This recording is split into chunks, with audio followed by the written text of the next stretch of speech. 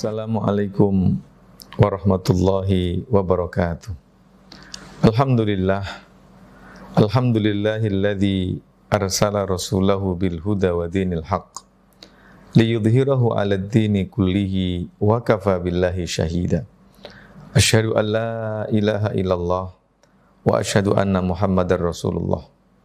Allahumma salli wa sallim wa barik wa tahannan wa taraham ala abdika wa rasulika sayyidina Muhammadin wa ala alihi wa sahbihi wa man tabi'ahum bi ihsanin ila yaumiddin. Ma'asyiral muslimin wal muslimat rahimakumullah. Salah satu di antara ketentuan dan ketetapan yang tidak bisa kita rubah adalah adanya keberagaman di dalam kehidupan. Keberagaman adalah sunnatullah dan keberagaman adalah kesempurnaan.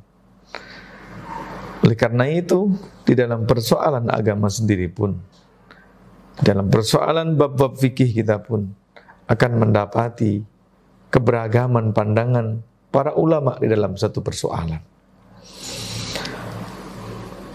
Quran yang dibaca oleh para ulama kita yang berada di Saudi Arabia adalah Quran yang sama yang dibaca oleh para ulama kita fi ardhis Syam, Palestina, Syria, Libanon dan Jordan. Dan Quran pula yang sama, 30 juz yang sama yang dibaca oleh para ulama kita di Maghrib Arabi, Afrika Utara.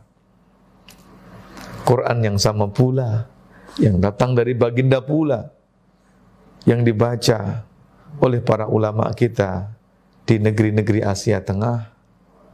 Al-Quran yang sama pula yang dibaca oleh para ulama kita di Nusantara, Asia Tenggara kita ini. Akan tetapi kalau kita perhatikan secara sekilas, meskipun Al-Quran yang dibaca, Al-Quran yang dijadikan rujukan sama, tetapi nampaknya menghadirkan corak pemikiran keagamaan yang beragam. Kalau saya mengatakan tidak boleh tidak sama, tetapi masing-masing wilayah memiliki corak pemikiran yang unik. Corak pemikiran yang berada di Saudi Arabia sedikit berbeda dengan corak keagamaan yang kita saksikan di Afrika Utara, Maghrib Arabi, Libya, Tunisia, Aljazair sampai Maroko. Corak pemikiran keagamaan yang kita saksikan di negeri-negeri Syam pun nampaknya juga memiliki keunikan dengan corak pemikiran keagamaan yang kita anut di Nusantara, bahkan di Asia Tenggara ini. Ini menunjukkan bahwa sesungguhnya di antara ketetapan yang telah menjadi fakta adalah adanya keberagaman. Oleh karena itu, apabila kita melihat sebab-sebab terjadinya perbedaan para ulama, sebahagian daripada mereka perbedaannya bukan karena nasnya berbeda, tetapi karena cara para ulama memahami persoalan berbeda. Sebahagian sebabnya dikarenakan apa? Dikarenakan kemampuan mereka mengakses terhadap nas-nas berbeda. Para ulama yang tinggal di Madinah tentu memiliki akses yang sangat cepat terhadap komprehensi tafsir-sunnah Nabi. Berbeda dengan para ulama yang pada waktu itu tinggal di Baghdad. Jarak antara Madinah dan Baghdad cukup jauh, sehingga barangkali memungkinkan ketika ada sebuah persoalan, para ulama yang tinggal di Baghdad belum sempat lagi mengakses sunnah-sunnah Rasul. Bukan karena apa, tetapi karena keterbatasan transmisi daripada Madinah ke. Oleh karena itu kita dapati Imam Hanafi dikenal sebagai ulama mazhab yang memiliki kekuatan di dalam menyelesaikan persoalan berdasarkan logika dan pemikiran. Tetapi meskipun demikian, hampir-hampir susah kita dapati pendapat Imam Hanafi berbeda, menyelisih Quran dan Sunnah itu. Bapak, ibu-ibu yang dirahmati Allah Subhanahu wa Ta'ala, saya ingin menyampaikan satu kisah terkait dengan ini. Pada satu ketika ada salah seorang sahabat Rasulullah sallallahu alaihi wasallam sedang berwudu. Ketika ia sedang berwudu, ia dapati sahabatnya yang berada di sebelahnya ternyata memiliki tata cara yang agak berbeda dengan tata cara wudu yang diajarkan oleh Rasulullah sallallahu alaihi wasallam.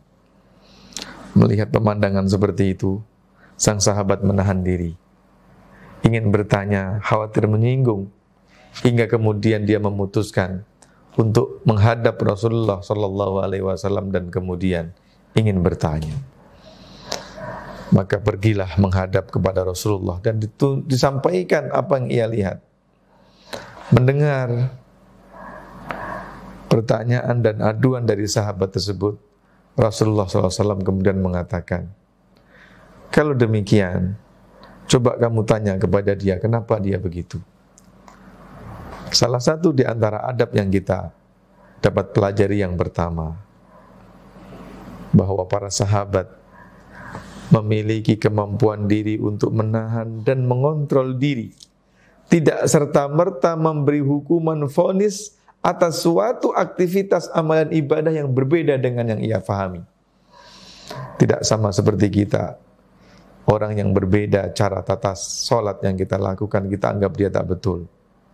Kita lihat cara orang berwudu berbeda dengan kita katakan dia salah. Para sahabat tidak demikian. Para sahabat kembali kepada otoritas pemegang otoritas utama, yaitu Rasulullah SAW. Tetapi ternyata Rasulullah melahirkan, Rasulullah menggambarkan keteladanan yang tidak pernah tergambarkan sebelumnya. Ia tidak terburu-buru mengambil hukuman, dia tidak terburu-buru mengambil pendapat, dia tidak berburu-buru untuk memberi arahan. Meski Rasulullah memiliki otoritas penuh, apapun yang disampaikan oleh Nabi pasti menjadi pegangan para sahabat. Tapi ternyata Rasulullah tidak terpancing untuk menjawab. Silahkan tanya kepada yang melakukan kenapa dia demikian. Maka kemudian sahabat tadi bertemu.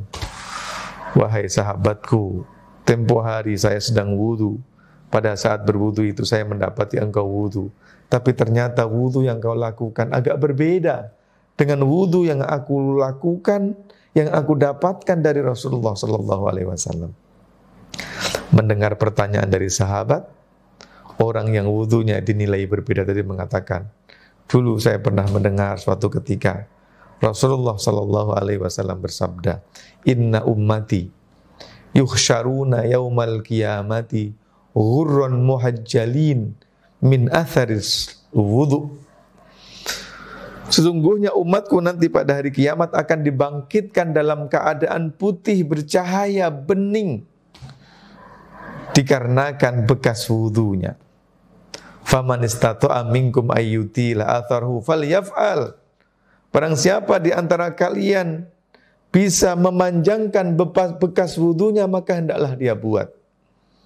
Inilah yang menjadi alasan kenapa sahabat tadi ketika wudu tidak hanya sebatas cukup pada wajahnya, tetapi dilebihkan. Ketika ia membasuh tangan, tidak hanya cukup sampai ke siku, tapi dilebihkan. Ketika ia membasuh kaki, tidak hanya cukup pada kedua mata kaki, tapi ia lebihkan ke atas. Kenapa? Karena ia ingin supaya zona bekas wudu itu semakin luas. Jika semakin luas, maka pancaran cahayanya, kebeningan putihnya akan semakin luas. Rasulullah mengatakan, "Faman istata'a minkum ayyutila atharahu falyaf'al." Ma'asyiral muslimin, salah satu di antara contoh perbedaan pandangan di dalam sebuah persoalan menghadirkan perbedaan di dalam kesimpulan. Hadis yang disampaikan oleh Rasulullah sallallahu alaihi wasallam sesungguhnya ingin menggambarkan secara mantuknya, secara lafadznya, secara teksnya ingin menggambarkan bahwa orang yang ajak sholatnya nanti di hari kiamat akan hadir dengan cahaya. Kenapa? Karena orang Tidak mungkin sholatnya sah kalau tidak wudu. Ya, sementara wudu itu adalah gambaran bahwa dia adalah ahli sujud. Tetapi rupanya sahabat tadi memandang perkara yang lain. Faman istata'a minkum ayyutila atharahu falyaf'al. Barang siapa yang ingin supaya cahaya kebeningan cahayanya, bekas bersinarnya itu luas, maka hendaklah ia lakukan. Oleh karena itu, adab yang harus kita pegang ketika kita berbeda pendapat adalah yang pertama, selalu mengasah, mempelajari, belajar tidak pernah berhenti. Bukan hanya 1-2 kitab yang kita baca, bukan hanya 1-2-3 guru yang kita dengar. Semakin banyak kitab yang kita baca, semakin banyak guru yang kita dengar, semakin akan menambah wawasan dan kedewasaan kita di dalam berbeda pendapat. Yang kedua, apabila ada perbedaan, ketahuilah bahwa sesungguhnya yang berbeda pendapat adalah para ulama. Yang berbeda pendapat adalah para ulama yang memiliki keilmuan kompeten, bukan para juhala, bukan orang yang jahil. Yang berbeda pendapat adalah para ulama. Oleh karena itu, bukalah hati untuk berlapang.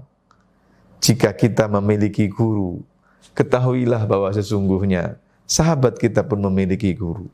Jika seandainya kita memiliki madhab, ketahuilah bukan hanya sekedar kita, sahabat kita pun juga memiliki pegangan madhab. Oleh karena itu, jika kita seandainya merasa bahwa apa yang kita lakukan adalah benar, berilah ruang bahwa itu adalah ada ruang kesalahan. Jika seandainya kesalahan yang dilakukan oleh sahabat kita, berilah ruang bahwa sungguhnya dia pun memiliki kebaikan-kebaikan yang lain. Apabila spirit ini kita lakukan, insya Allah kita akan memiliki ciri-ciri kebaikan di tengah masyarakat. Natafaham, ya, nata'awan fimma tafaqna. Kita bersinergi dalam hal-hal yang kita sepakati. Wa natasamah fimma ikhtalafna. Kita bertoleransi, bertegang rasa, membuka dada di dalam persoalan-persoalan yang kita berbeda pendapat. Mudah-mudahan bermanfaat. Aqulu qouli hadza wa astaghfirullah. Assalamualaikum warahmatullahi wabarakatuh.